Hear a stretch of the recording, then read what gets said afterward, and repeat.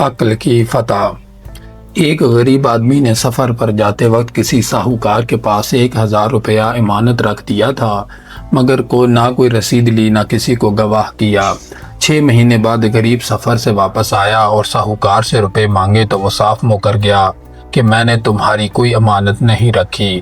یہ بیچارہ ہر روز ساہوکار کے یہاں جاتا اور دن بھر بیٹھا رہتا، مگر ساہوکار ایک نہ سنتا۔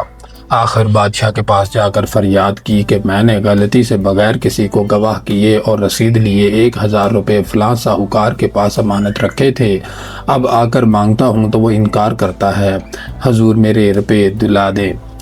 بادشاہ نے فرمایا قاعدہ قانون تو ساہوکار کو پکڑ نہیں سکتا، مگر ایک تدبیر یہ ہے کہ کل تیسرے پہر میں سیر کرتا ہوا ساہوکار کی دکان کی طرف آؤں گا، تم وہاں موجود رہنا، میں تمہیں جھک کر سلام کروں گا، تم بے پرواہی سے جواب دے دینا، اور اسی طرح اور باتیں بھی جو میں کروں تم معمولی دوستوں کی طرح جواب دیتے رہنا۔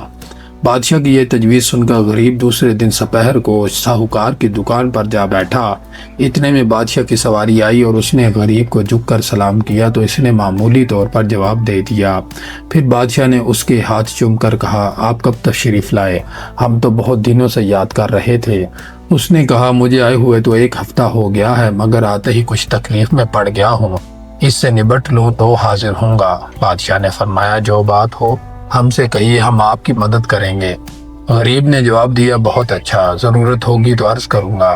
اس گفتگو کے بعد بادشاہ تو چلا گیا، مگر ساہوکار نے اسی وقت اس خوف سے غریب کے روپے گن دیے کہ یہ بادشاہ سے میری شکایت نہ کر دے، اور اس طرح مقدمے کے بغیر غریب کے روپے نکل آئے۔